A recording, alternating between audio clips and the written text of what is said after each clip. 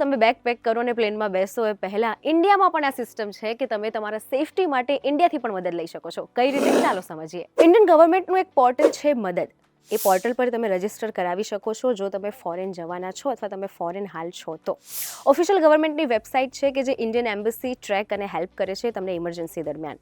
અને આ સાથે લોકલ ઇન્ડિયન કોન્સ્યુલેટના નંબર પણ ત્યાં આપેલા છે કે જે 24/7 ઇમરજન્સી હોટલાઇન પર અવેલેબલ હોય છે કે જે તમે તમારા ફોનમાં સેવ કરી શકો છો. દર વખતે તમારા પ્લાન પ્રમાણે વસ્તુઓ એવી રીતે પ્લેસ થાય જરૂરી નથી, પરંતુ આવી સિચ્યુએશનમાં પોતાની જાતને કેવી રીતે સેફ રાખવું એ સમજવું, ઇન્ડિયન પોર્ટલ પર રજિસ્ટર કરવું અને તમે જે કન્ટ્રીમાં છો ત્યાંથી પણ નોર્મલ લોકલ જે હેલ્પલાઇન જે છે તે કેવી રીતે કરી શકાય તે બધું જ સમજવું ખૂબ જરૂરી છે. આ સિવાય પણ વ્યક્તિગત રીતે તમે કેવી રીતે ધ્યાન રાખી શકો તો તમે અજાણી જગ્યાએ જવાનું ટાળો.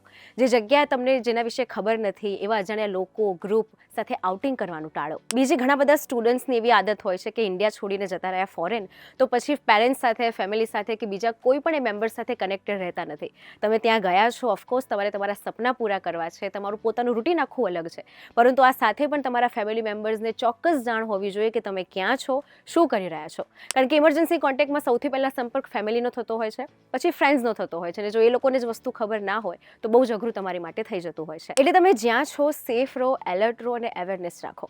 પેરેન્ટ્સને કે કોઈ ફેમિલી ફ્રેન્ડ્સને લોકેશન શેર કરવાથી એવું નથી કે તમારું ટ્રેક કરી રહ્યા છે કે તમારી પર ચેકિંગ છે, પણ એ તમારી સેફટીનું કન્સર્ન જ છે કે ક્યાંય પણ કંઈ તકલીફ પડે છે તો એટલીસ્ટ એ લોકોને જાણ હોય અને મદદ તમારા સુધી જલ્દી પહોંચી શકે.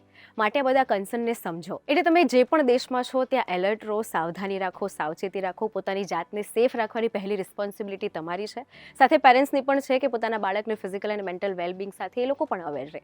આ બધી બાબત જે છે તે મોટી બાબત કે મોટી ઘટના ઘટવાથી બચાવી શકે છે. આ સાથે નોર્મલ કોન્ટેક્ટ્સ અને ઇન્ડિયાથી તમને કઈ હેલ્પ મળે છે તે બધી જ આપણે ચર્ચા કરી. આ ઇન્ફોર્મેશન જેને જરૂરી હોય તેને ચોક્કસ શેર કરજો અને આવા જ ઇન્ફોર્મેટિવ વિડીયોઝ માટે જોડાયેલા રહેજો વીટીવી ડિજિટલ સાથે.